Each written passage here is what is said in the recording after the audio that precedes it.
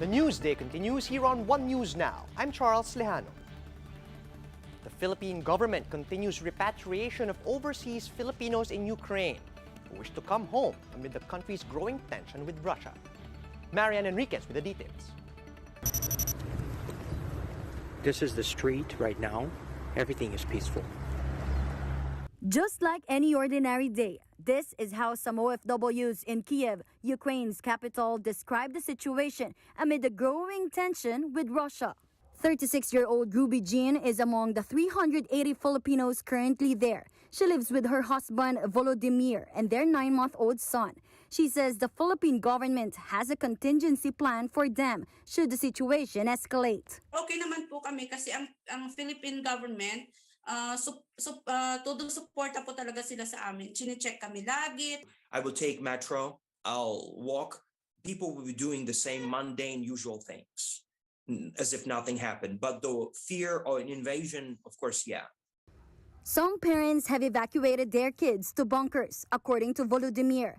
But while he sees this as an overreaction, he admitted that the fear of invasion is there. But he says the Ukrainian government has been steadfast in trying to keep its citizens calm. But I don't see any reason to worry. I will take metro, I'll walk. People will be doing the same mundane, usual things as if nothing happened. But the fear or an invasion, of course, yeah. Foreign Affairs Secretary Teddy Locsin says repatriation efforts are underway for Pinoys who want to come home. About 6 Filipinos have already requested for repatriation last week. Those in need of assistance are advised to contact the Philippine Embassy in Poland. Meanwhile, an international studies professor says Russia may be conducting a similar occupation like it did in 2014. Until now, the Russian Federation holds Crimea, where a majority of ethnic Russians reside. Because of this, it's possible for Russia to occupy Ukraine, but it will have a hard time doing it. May mga 150,000 Russian troops, hindi pa enough to para masakop niya yung buong Ukraine. Pero maaari siyang mag-conduct na tinatawag mga punitive actions. Pope Francis is appealing to all sides in the Russia-Ukraine dispute to examine their consciences before God and pull back from threats of war. At the end of his weekly general audience, the Pope said he was pained and alarmed by these developments, which he said discredited international law.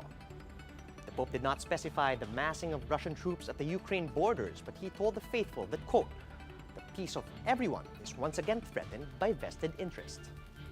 Pope Francis is calling on both believers and non-believers to mark March 2, or Ash Wednesday in the Catholic calendar, as a day of fasting and prayer. I would like to appeal with those who have political responsibility so that they will do a serious examination of conscience before God, God of peace and not of war, the Father of us all and not of just some, and who wants us to be brothers and not enemies. I pray for all sides to abstain from any action that provokes still more suffering on the population, destabilizing the cohabitation between nations and discrediting international law.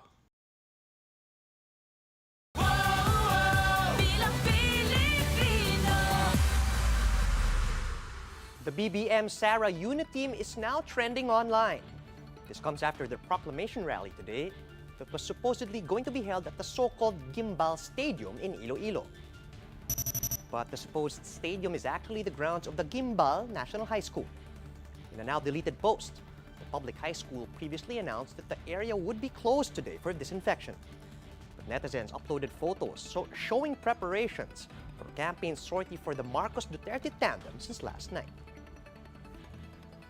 DepEd rules dictate that government properties must not be used for political purposes. And the DepEd Region 6 has now requested an incident report from the Division of Iloilo to explain what exactly happened. Aksyon Demokratiko Senatorial Bet Carl Balita insists there's no bad blood between their standard bearers Isko Moreno and Willie Ong. In an interview with 1PH's Sa Totoo Lang, Balita claimed that Mayor Isko and Doc Willie just had separate engagements when Moreno was invited to Mindanao. He also said that their campaign team welcomed supporters especially for their individual capacities. Nagkataon lang na merong tayong supporter who invited us in Mindanao in one area, and si Doc Willie naman had other engagements then. At to also protect Doc Willie from the major support ng Mindanao for Sara at for Isko and Sara, yung tandem, hindi na lang po siya sumama dun sa ating engagement doon. Wala pong naghiwalay, actually nagpahinga lang po. PNP Chief Leonardo Carlos denies that he met with the family of Julian Ongpins at Balesin Island over the weekend. In a statement, the police chief said his trip to the Ongpins Old Island Resort had nothing to do with the case at all. He also noted that the investigation in the case has been handled by the Justice Department and the NBI long before he was appointed PNP chief. Meanwhile, presidential candidate Senator Ping Lacson says records will show whatever administrative matters Carlos said necessitated the flight that killed one police officer and injured two others. Simple lang naman yan eh. Official function ba yung pagpunta o yung pag-ferry sa kanya, no? Pag-pick up sa kanya ng helicopter. Kung official function, walang problema yon. Makikita naman sa record ano ba yung official function na sinasabi niya. Kaya siya that necessitated an administrative flight.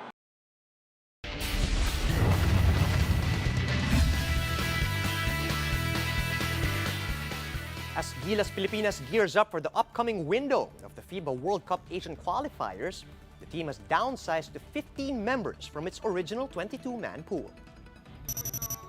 Players who were cut include Jason Castro, Brian Heruela, Glenn Cobuntin, JJ Alejandro, Ryan Reyes, Carl Brian Cruz, and Matt Ganuelas-Rosser.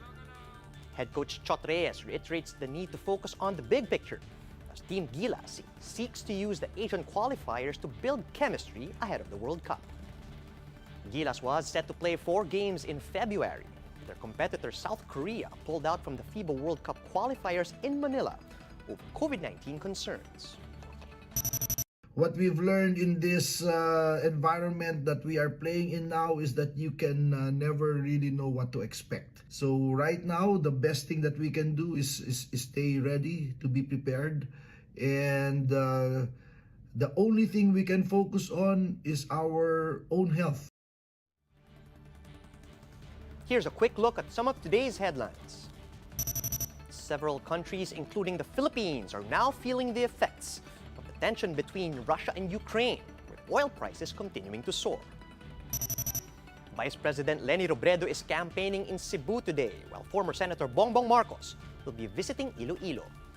Manila Mayor Isko Moreno is campaigning in Cavite, while Senator Manny Pacquiao is scheduled to campaign in Pasay and Makati.